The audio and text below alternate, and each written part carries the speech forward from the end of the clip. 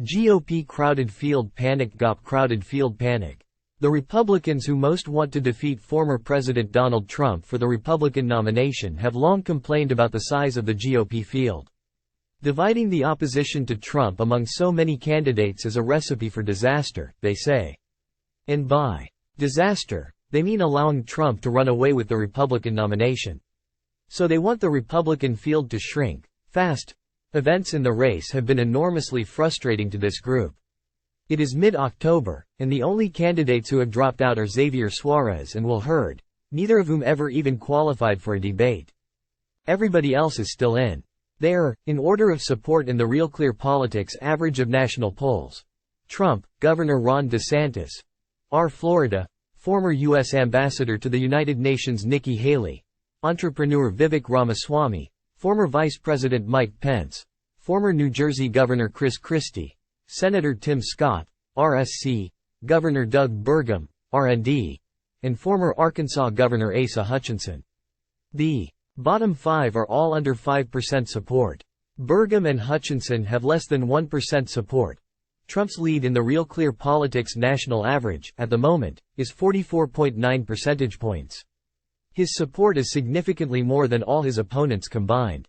In Iowa, his lead in the RealClearPolitics average is 33.2 points. In New Hampshire, it is 30.8 points. And in South Carolina, it is 32.5 points.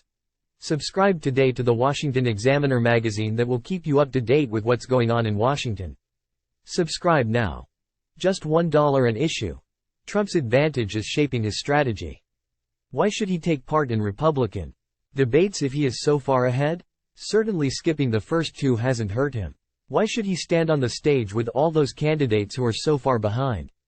Right now, Trump is running what amounts to a quasi-incumbent re-election campaign. He doesn't have to engage his opponents, so he isn't. It seems unlikely his strategy will change unless he experiences an erosion in the polls. Time equals 400 ms. Greater than those Republicans who want a smaller field are becoming more and more nervous. Recently, Senator Mitt Romney, RUT, the 2012 GOP presidential nominee, and former House Speaker Paul Ryan, who was Romney's 2012 running mate, convened a meeting of big donors at the swanky Stein-Eriksen Lodge in Park City, Utah. One big purpose of the gathering was to make a plea to Republicans to unite around a single candidate to challenge Trump. But the problem was illustrated, not lessened, by the fact that four GOP candidates, Haley, Pence, Christie, and Burgum, showed up to work the very wealthy room. If they're not willing to drop out, how does that get the anti-Trump faction any closer to a single challenger? As the conference ended, the field remained unchanged. Another, almost amusing, indicator of GOP field panic is a new piece by the longtime conservative columnist George F. Will. Its headline in the Washington Post is, "Tim Scott, please drop out, urge others to follow and unite behind Haley."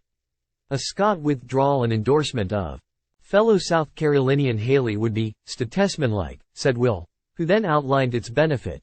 By catalyzing a coalescence around Haley, Scott could transform the nation's political mood.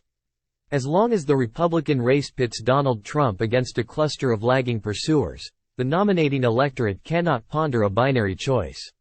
When, however, it is Trump against one experienced, polished, steely and unintimidated adversary, voters can internalize this exhilarating reality. There is a choice suitable for a great nation. That's a pretty common argument in anti-Trump GOP circles, so its expression by the anti-Trump will is not really remarkable. What is remarkable is this note preceding the column in the Washington Post. Disclosure. The columnist's wife, Mari Will, an advisor to Republican presidential candidate Senator Tim Scott, disagrees with this column.